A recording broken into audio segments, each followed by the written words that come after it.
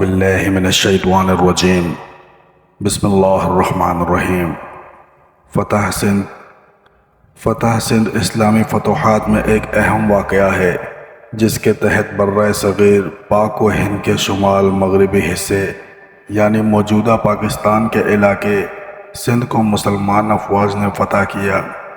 یہ فتح اموی خلافت کے دور میں 8ویں صدی عیسوی میں ہوئی اور اسے تاریخ میں محمد بن قاسم کی قیادت میں مسلمانوں کے ہندوستان پر سب سے پہلے حملے کے طور پر یاد کیا جاتا ہے۔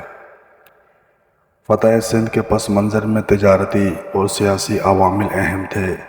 7ویں صدی میں مسلمان کی افواج نے ایران، شام، مصر کو فتح کرنے کے بعد تیزی سے اپنی سرحدیں مشرق کی جانب بڑھانی شروع کی۔ اموی خلافت کی حکمرانی کے دوران ہند کے علاقوں پر نگاہ ڈالی گئی کیونکہ وہاں اسلامی سلطنت کے مزید پھیلاؤ کی گنجائش موجود تھی۔ سندھ میں مسلمان افواج کے آنے کا سب سے بڑا سبب یہ تھا کہ وہاں کے سمندری قزاقوں نے مسلمان تاجروں کے ایک قافلے کو لوٹ لیا تھا۔ یہ قافلہ سری لنکا سے آ رہا تھا اور اس میں مسلمان عورتیں بھی شامل تھیں۔ جب اس واقعے کی اطلاع اموی خلیفہ ولید بن عبد الملک کو ملی تو انہوں نے حجاج بن یوسف کو ہند پر حملہ کرنے کا حکم دیا۔ حجاج بن یوسف نے اپنے بھتیجے محمد بن قاسم کو یہ مہم سر کرنے کی ذمہ داری سونپی۔ محمد بن قاسم صرف 17 سال کی عمر میں اسلامی افواج کی قیادت کرتے ہوئے سندھ روانہ ہوئے۔ ان کے ساتھ تقریباً 6000 فوجی تھے۔ محمد بن قاسم نے سن 711 میں سندھ کی طرف اپنی مہم کا آغاز کیا اور مکران کے راستے پیش قدمی کی۔ محمد بن قاسم نے سندھ میں داخل ہوتے ہی دیبل موجودہ کراچی کے قریب پر حملہ کیا جو اس وقت ایک اہم بندرگاہ تھا۔ دیبل فتح کرنے کے بعد انہوں نے شمال کی طرف بڑھتے ہوئے نیرون، حیدرآباد کے قریب دیگر اہم شہروں پر قبضہ کر لیا۔ اس مہم کا سب سے اہم مرحلہ راجہ داہر کی شکست تھی۔ راجہ داہر شکست کا ایک ہندو راجہ تھا جو سندھ کے علاقوں پر حکومت کرتا تھا۔ محمد بن قاسم نے راجہ داہر کے خلاف فیصلہ کن جنگ لڑتے ہوئے اسے شکست دی۔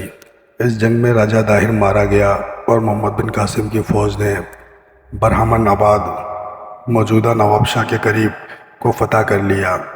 اس کے بعد محمد بن قاسم کی افواج نے سندھ کے دیگر شہر جیسے الور، موجودہ روڑی اور ملتان کو بھی فتح کیا۔ فتح سندھ کے اثرات۔ سندھ کی فتح کا اسلامی تاریخ پر گہرا اثر پڑا۔ یہ برّ صغیر میں مسلمانوں کی مستقل موجودگی کا نقطۂ آغاز ثابت ہوا۔ محمد بن قاسم نے فتح کے بعد سندھ میں اسلامی حکومت قائم کی اور مقامی لوگوں کے ساتھ انصاف اور رعایت کا برتاؤ کیا۔ انہوں نے ہندوؤں اور بدھ مت کے پیروکاروں کو ان کی مذہبی فرائض انجام دینے کی آزادی دی اور ان کے مندروں اور خانقاہوں کو محفوظ رکھا۔